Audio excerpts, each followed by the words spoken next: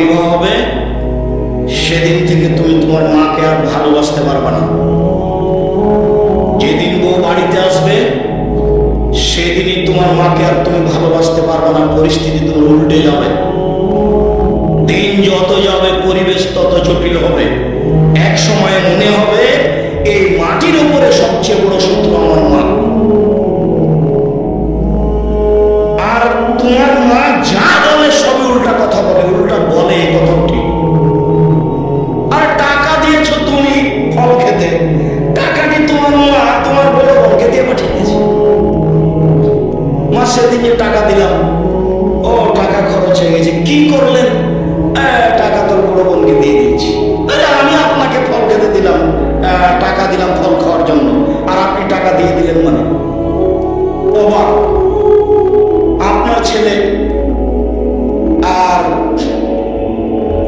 আপনার বড় ভাইয়ের বড় বোনের ছেলে এক জায়গাতে খেতে বসেছে, তো আপনার মা বড় মাছের টুকরা আপনার বোনের ছেলের পাতায় তুলে দিয়েছে। এইটা আপনার বউ দেখেছে। এবার রাতে, হ্যাঁ তোমার মা এরকম, তোমার মা তোমার বোনের ছেলেকে ভালোবাসে, আমি রান্না করলাম কষ্ট করে, বড় মাছের টুকরাটা তোমার বোনের ছেলেকে দিয়ে দিল, আমি এগুলো সহ্য করতে পারিনি। কত কি!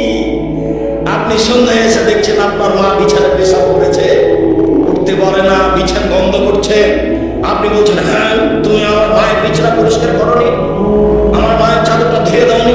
তখন না আপনার বউ বলছে, তোমার মাকে তুমি দেখো, তোমার মায়ের বিছানা তুমি পরিষ্কার করো। ওই ঘরে ঢুকলে তোমার মা আমাকে অকথ্য ভাষায় গালি দেয়, আমি তোমার মাকে দেখবো মানে? আপনার মা অকথ্য ভাষায় গালি দেয়, এই কথাও ঠিক। নেবার কি করবো?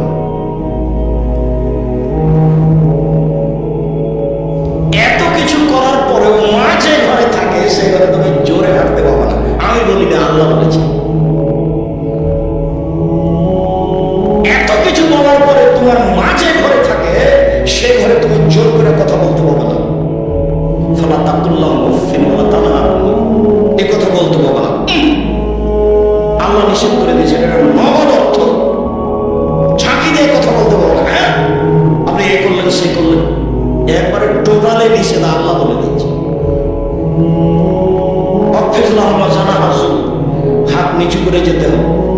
মনে পড়ে না একদিন দৃশ্য নকল করছিলাম, মনে পড়ার তো কথা যে রাজশাহীর মেয়র এসেছেন নওদাপাড়ায় আম চত্বরে, তো শাহ মকদুম থানার ওসি এইভাবে দাঁড়িয়েছেন, এইভাবে দাঁড়িয়ে বলছেন, স্যার এখন কি করবো স্যার? তা আমি তো দৃশ্য দেখে অবাক হয়ে গেলাম। আমি তো পাশে বসেছিলাম সেদিন, যেটা ব্যাপার কি, এটা তো ছিল মায়ের জন্য। এইটা কি করে মেয়র পেল? এটা তো মায়ের জন্য ছিল। কিভাবে এখানে চলে আসলো? অথচ মায়ের সামনে এভাবে যাওয়ার কথা আল্লাহ বলছে। আমার বলছেন শেষের দিকে, অতুল বকুর রব্বির হামমা কামা রাব্বায়ানি সগীরা, হে আল্লাহ তুমি আমার পিতা মাতাকে ওইভাবে দেখো, বাল্য অবস্থায় আমাকে যেভাবে দেখেছিল, যার কারণে আপনাকে আমি সালাতের শেষে সালাম ফেরার পূর্বে একটা দোয়া পড়ার জন্য পরামর্শ দিয়েছি, মনে আছে কি? রব্বির হামমা কামা রাব্বায়ানি সগীরা। আর এটা যেন মনে থাকে, এর জন্য কি বলেছি বলেন তো দেখি? জাযাকাল্লাহ খাইর। 2 রাকাত সালাত আদায় করতে হবে।